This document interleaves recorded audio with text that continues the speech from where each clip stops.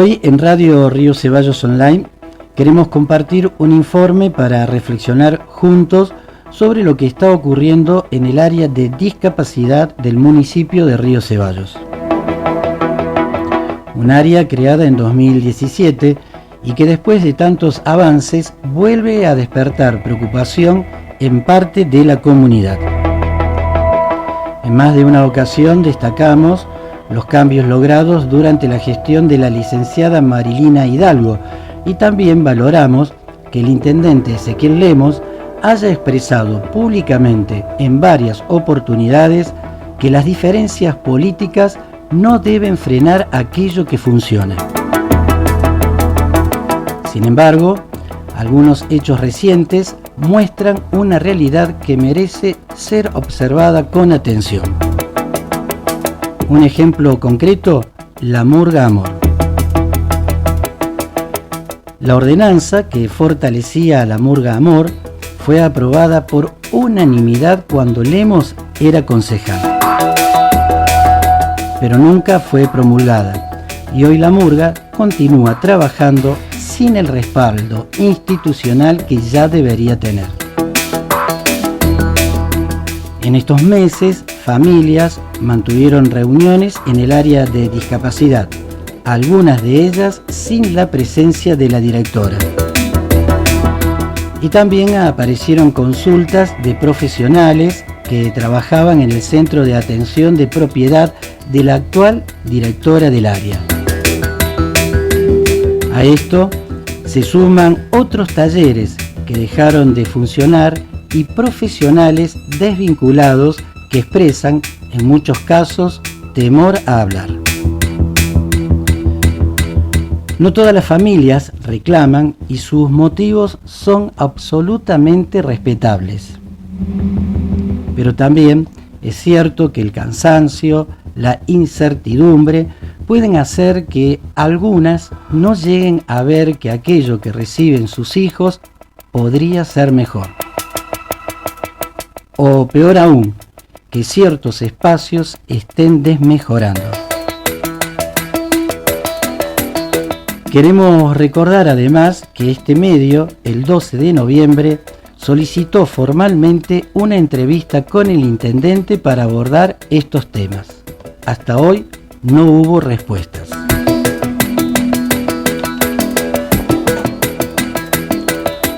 Un contraste que llama la atención.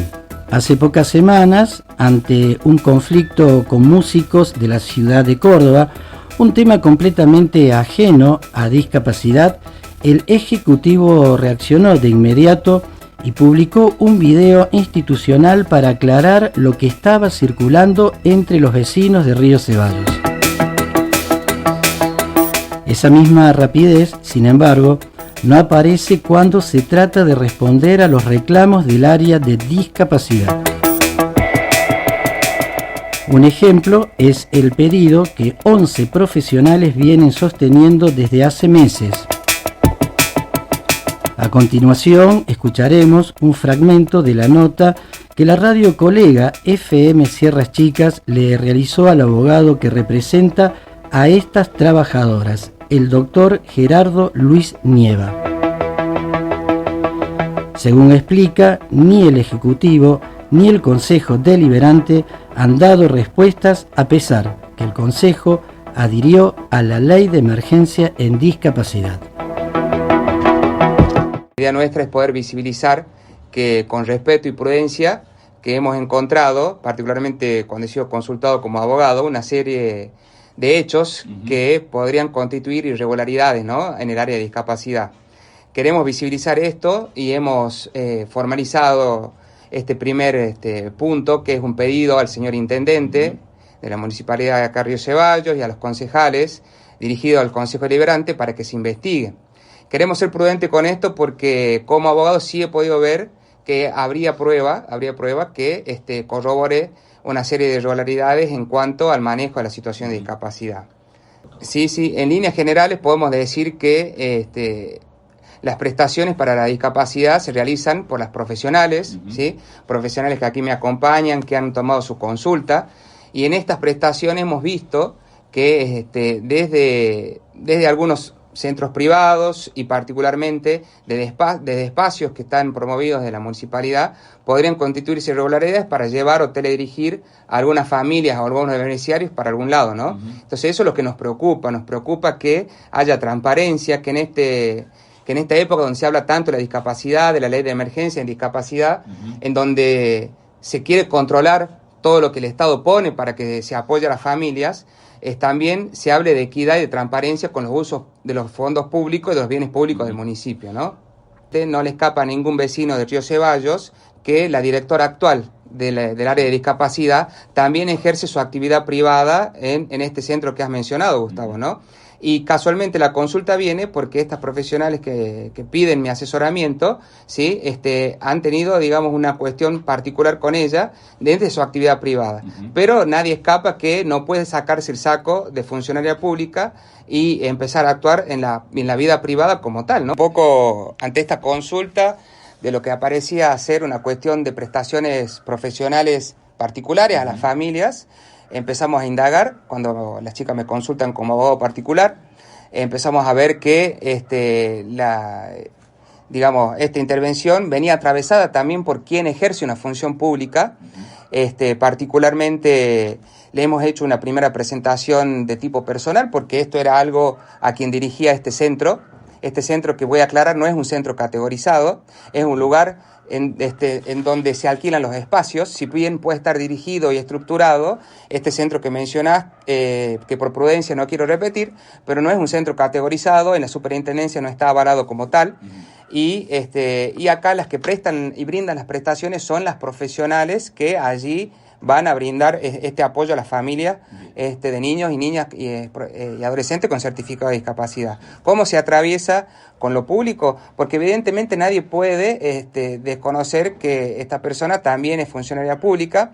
Hemos tenido algunas conversaciones, nos han consultado algunos concejales de qué estaba pasando, les ha llamado la atención cuando le he preguntado qué pasa con el sector de la discapacidad. Lo que nos ha llevado como primer paso en presentar esta nota al intendente para que se investigue si hay, digamos, por lo menos alguna concurrencia entre los intereses del municipio en este caso y también de la actividad particular y privada, ¿no? Así pasaba la palabra del abogado Gerardo Luis Nieva, que representa a estas 11 profesionales. Otros testimonios claves.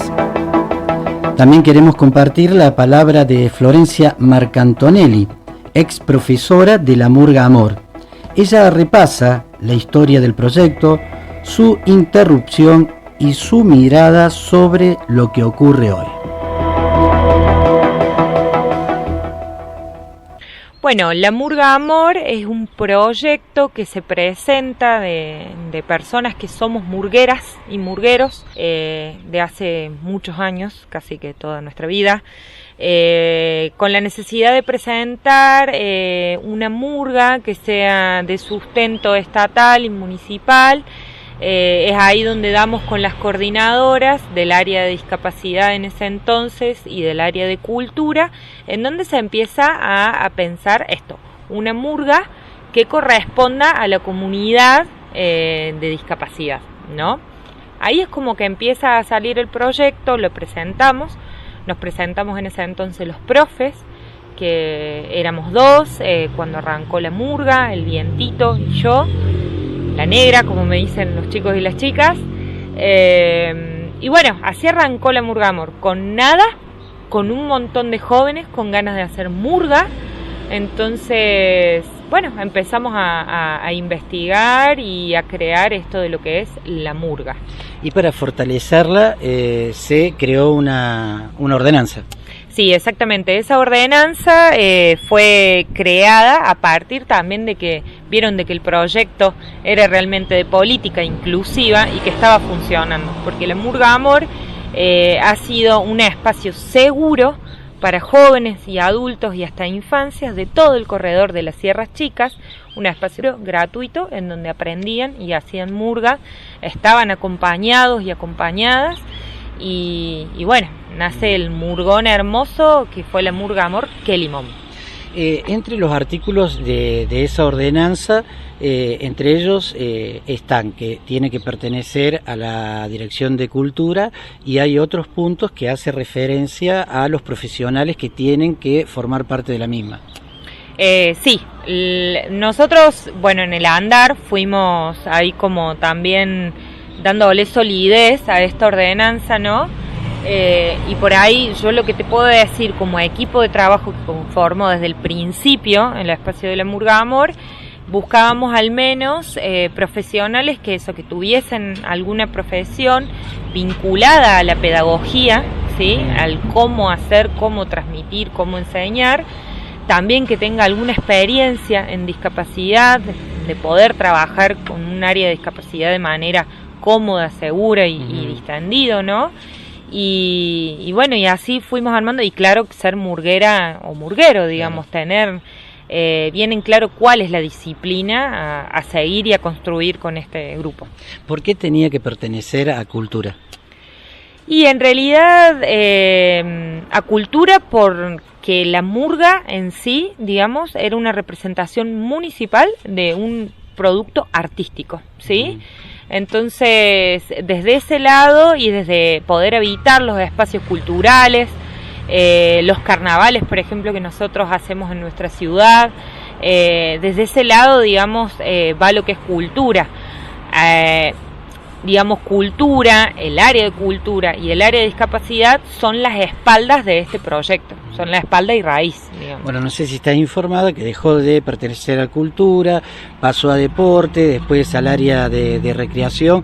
Bueno, hizo hasta el día de la fecha, hizo diferentes recorridos. Sí, y para mí, desde mi punto de vista personal, puedo hacer una lectura, como fue desde el principio de esta gestión. Existe una intención de vaciamientos de proyectos que ya venían funcionando para poder marcar la diferencia de gestiones. Solo eso. Bueno, para los oyentes que no saben, tuviste en todo ese proceso y después fuiste desvinculada. ¿Por qué?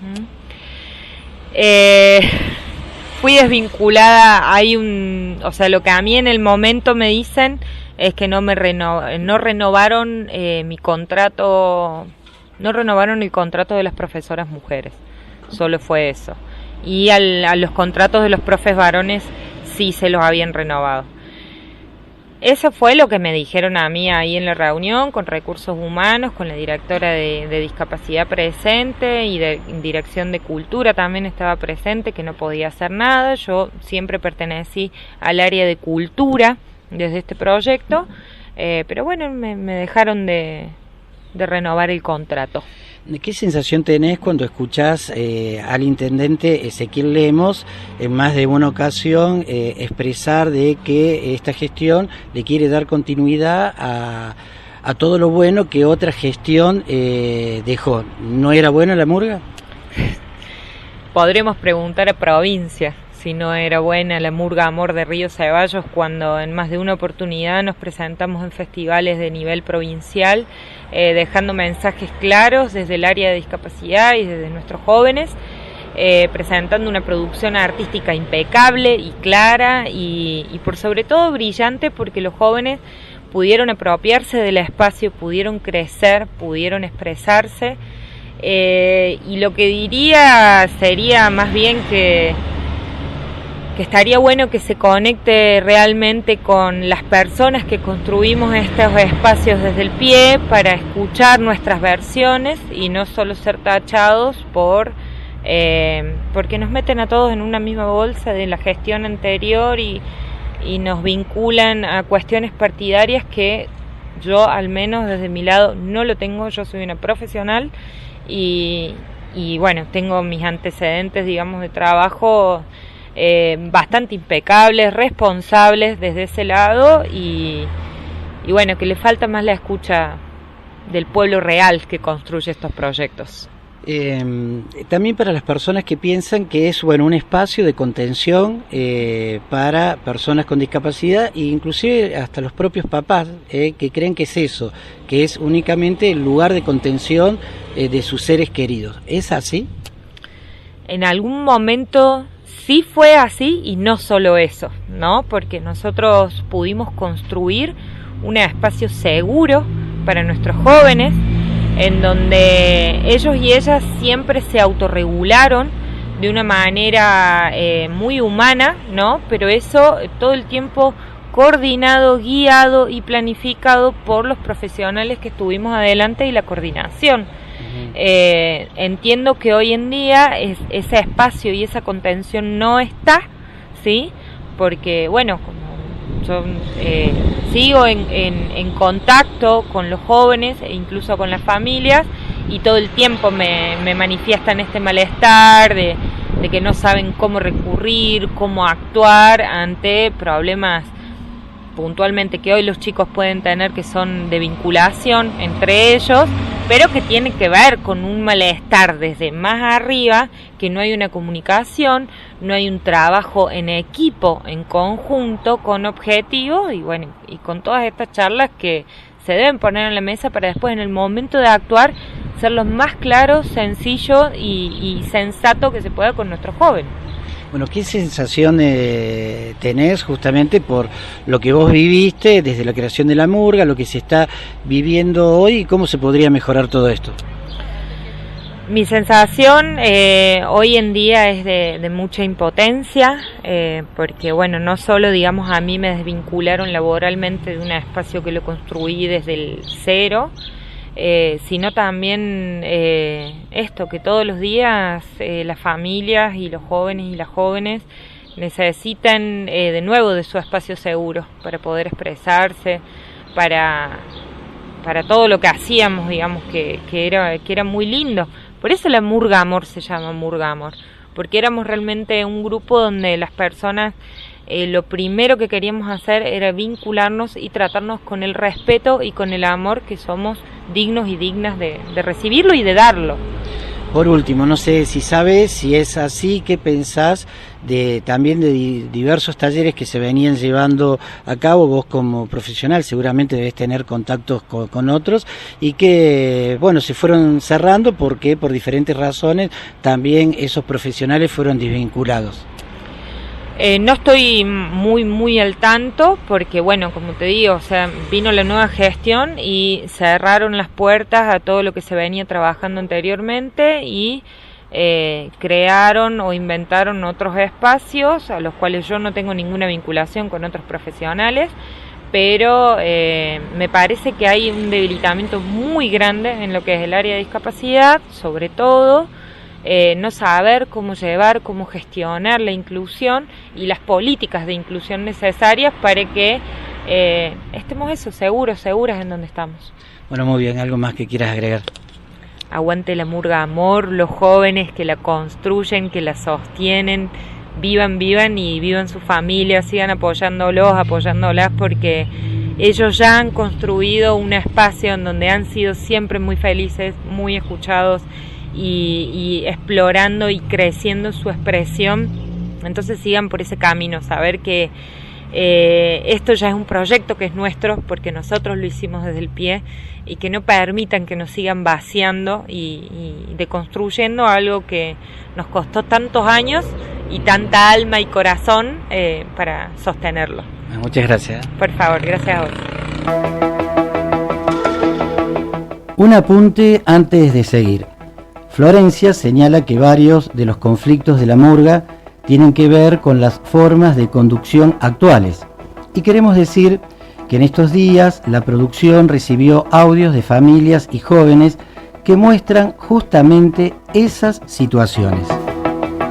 Por respeto y porque hoy no hay profesionales a cargo, decidimos no emitirlos al aire, pero sí quedan a disposición de las autoridades. No buscamos exponer a nadie, sino aportar a una reflexión necesaria sobre un espacio que siempre fue de inclusión y acompañamiento. Y cerramos con el testimonio de la pedagoga y licenciada en Ciencias de la Educación, entre sus títulos, Giselle Grión, quien fue desvinculada de uno de los talleres sin poder despedirse de los jóvenes ni comunicarse con sus familias. Hola Carlos, muchas gracias por este espacio. Sí, en abril comenzamos con este taller. Este taller, bueno, ellos le llamaban taller de trabajo y el nombre era un taller de habilidades, porque en ese espacio nosotros íbamos a trabajar con diferentes destrezas, pero para eso era necesario conocer las habilidades con las que ellos venían al espacio. Por ejemplo, había personas que sabían leer y había personas que no, había personas que sabían escribir y había personas que no, había personas que ya habían hecho otros cursos, había algunas personas que estaban trabajando, había quienes sí sabían manejar el dinero, quienes no, quienes sabían manejarse autónomamente en la vía pública, como tomando un colectivo y otros no. Entonces partimos desde ahí, desde saber cuáles son las habilidades con las que ellos cuentan y a partir de ahí aprender nuevas herramientas para desenvolverse en la vida diaria. Bueno, una vez iniciado, ¿hasta dónde estuviste llevando adelante el taller? ¿Qué logros conseguiste? Bueno, el taller duró 6 meses. Y bueno, hicimos un montón de cosas. Por ejemplo, en el taller había un espacio en donde ellos preparaban su merienda. Entonces ahí ellos contabilizaban, contaban, dividían, repartían, medían. Eso era algo diario que hacíamos cada martes y cada jueves que nos encontrábamos. Por otro lado, ellos proponían diferentes tareas o diferentes inquietudes y decían, nos gustaría preparar una huerta. Entonces empezábamos desde una semilla, hacíamos la germinación de la semilla, el cuidado de eso y veíamos el resultado.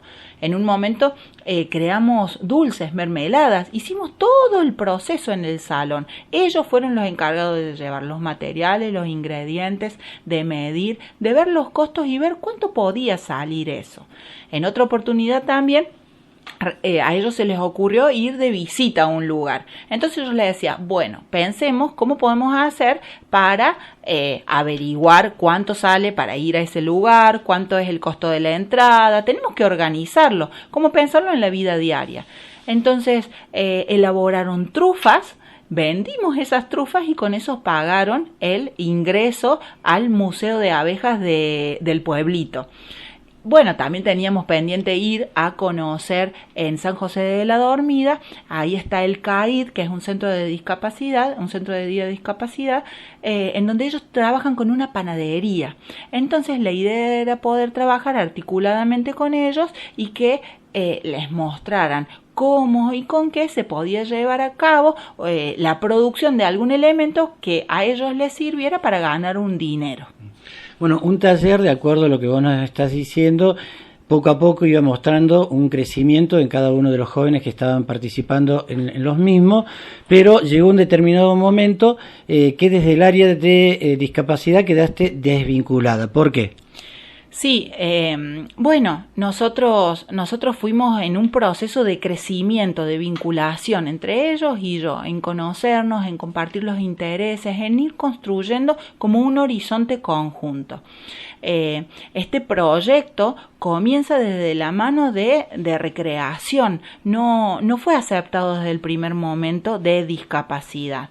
Entonces, a los 6 meses, aproximadamente entre septiembre y octubre, desde la municipalidad cambia el organigrama y al cambiar el organigrama, yo en principio dependía de recreación y al cambiar el organigrama dejo de depender de recreación y comienzo a depender de la Secretaría de Discapacidad y ahí, en un primer momento, dicen que van a continuar apoyando el taller hasta diciembre porque los chicos estaban muy felices, porque la población estaba contenta, los padres también y porque se veían muchos resultados, mucho avance en ellos. Y bueno, esa fue como la primera aproximación. Pero después pasó el tiempo, bueno, se dio, para contextualizarlo, fue en este momento en donde se hizo esta entrevista en un streaming, en donde se confirmó que bueno, que había un apoyo a discapacidad, que por la ley de emergencia en discapacidad, que iba a estar ese apoyo económico desde el Consejo de Deliberantes para el área de discapacidad. Tras esa nota, me piden a mí una reunión desde la Secretaría de Discapacidad. Bueno, esa reunión se va posponiendo de un día a otro día, hasta que finalmente tengo esa reunión y bueno, y en esa reunión me dicen que sabían que tenían que subir mis honorarios, pero que no estaban en condición de poder hacerlos, entonces que bueno, si yo estaba de acuerdo, seguíamos así. Y bueno, yo les dije que ya veníamos 6 meses así, que habíamos acordado que a los 3 primeros meses iba a haber un aumento mínimo, ínfimo, pero por lo menos para costear algunos gastos que yo estaba solventando, tanto de materiales, de movilidad y de diferentes situaciones de que involucran al taller en sí. Entonces, bueno, después de esa reunión quedamos en que en esa reunión fue la primera vez que yo tengo un contacto personal con la secretaria de discapacidad. Antes no lo había tenido y sí telefónico, pero nunca personal. Entonces ahí nos conocimos. Bueno, en primera instancia parecía que pensábamos similar, a ella le gustaba mucho la propuesta, bueno, la puse al tanto de que yo estaba en contacto tanto con los familiares como con los profesionales que trabajaban con estos jóvenes, porque hay algunas personas con discapacidad que están acompañadas con sus familias y hay algunas personas que no tienen, o su mamá o su papá, y bueno, hay psicopedagogas, hay psicólogas que acompañan y que hacen el seguimiento. Entonces yo desde el primer momento me puse en contacto con ellos para hacer un trabajo interdisciplinar y acompañado, integral.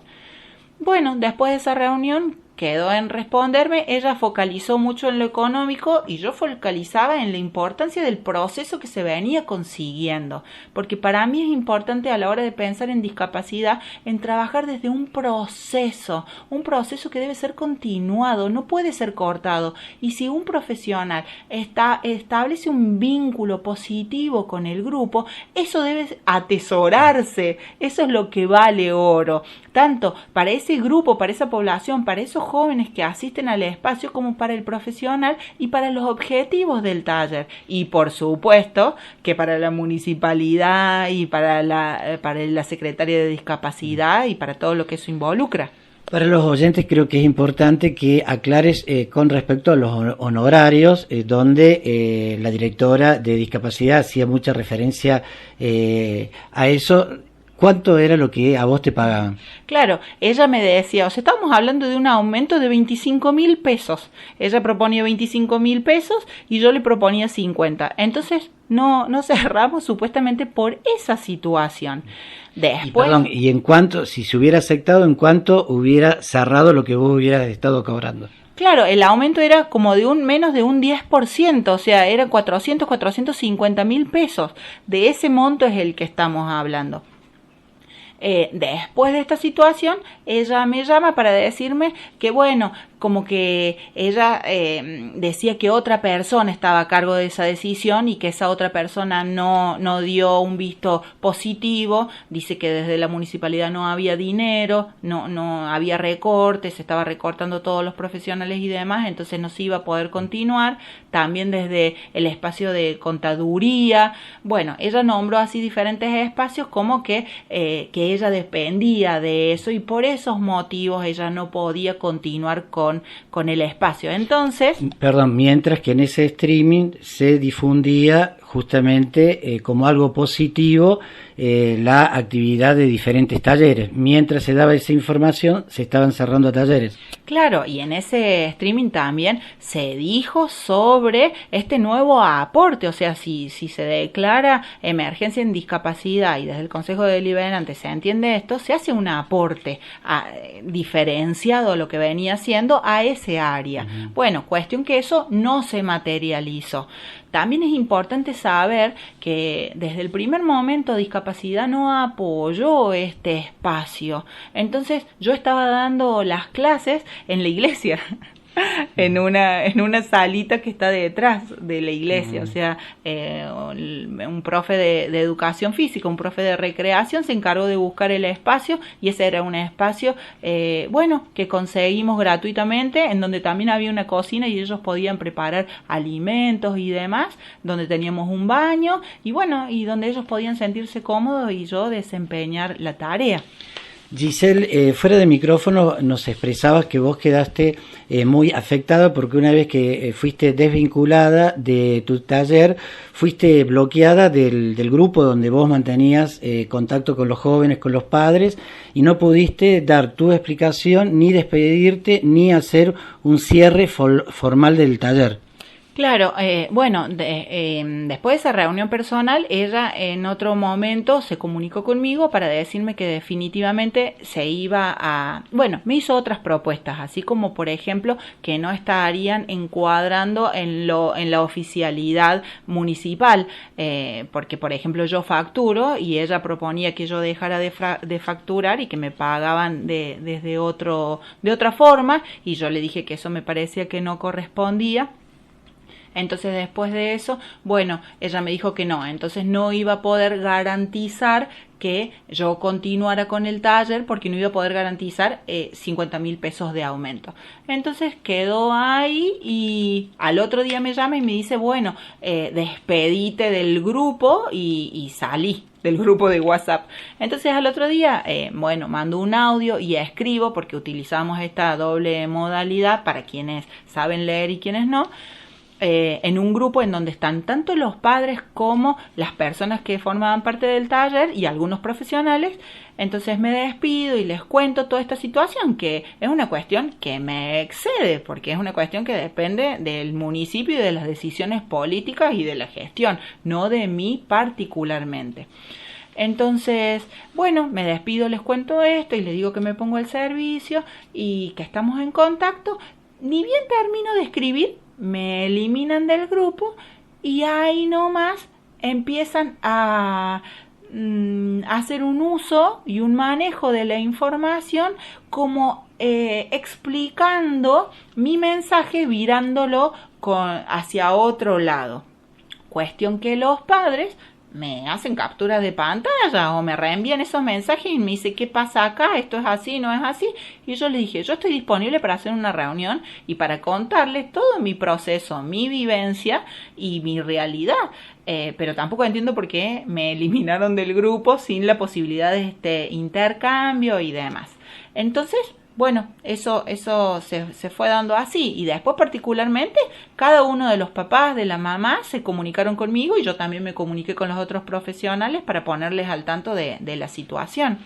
Bueno, Giselle, por último, como profesional y que venís mucho tiempo trabajando con personas con diversas discapacidades, ¿cuál es tu sensación de tu experiencia, la corta experiencia que tuviste en el área de discapacidad, fundamentalmente para los jóvenes y para los padres, que justamente están constantemente en búsqueda de un lugar de contención para sus seres queridos? Bueno, en un primer momento yo estuve muy entusiasmada y muy feliz de que se aceptara este proyecto, porque también es un proyecto integral que atiende tanto a lo neurológico como a lo físico y a lo emocional, en pos de un desarrollo de lo cognitivo en estas personas con diferentes características en lo que respecta a la discapacidad. Después empecé a ver situaciones de manejo en donde yo tampoco pude sentirme del todo cómoda y sentí que se pierde el foco, porque el foco es poder ver a esta población, que es una población que está activa y que está deseosa de aprender, de transformarse, de ser útil, de que sea vista, de que sea valorada. Y siento que puede haber mucha intención y también hay recursos desde el sector público para atender, para mirar y para apoyar. Y también hay muchos profesionales idóneos que tienen mucha vocación en poder acompañar este sector de la población. Solo que eso debe poder articularse, unirse y encontrarse. Y siento que hasta el momento, desde discapacidad, eso no es posible. Y se hace el uso de la información y se hace ciertos manejos que yo les propongo y les pido a las familias que estén atentos, que miren, que se informen, que indaguen, que no se queden con dudas, que sigan buscando, que sigan averiguando, que siempre van a encontrar la verdad y la información certera. y que en discapacidad es necesario profesionales idóneos, formados y que puedan acompañar un proceso, porque si no se hace marcha atrás en el proceso. Uno puede seguir y continuar y avanzar, y si uno hace un freno, en ese freno hay un retroceso, y eso en estas personas se ve significativamente. Bueno, muchas gracias. Gracias, Carlos, a vos por el espacio. Hablar de discapacidad nunca es fácil, y también sabemos que no todos pueden involucrarse, por cansancio, por miedo o simplemente porque la vida a veces no da para más. Todo eso es entendible. Pero justamente por eso la transparencia es indispensable. Cuando las respuestas no llegan, cuando la información no se comparte, el silencio se llena de versiones y aparecen quienes venden espejitos de colores. Y lo más injusto, los que quieren visibilizar algo terminan quedando como los negativos. Este informe no busca acusar, solo propone una pregunta simple. ¿Por qué pedir claridad sigue siendo incómodo? Ojalá podamos recuperar la escucha sin miedo y sin etiquetas, porque cuando hablar se vuelve un problema, el problema ya es otro.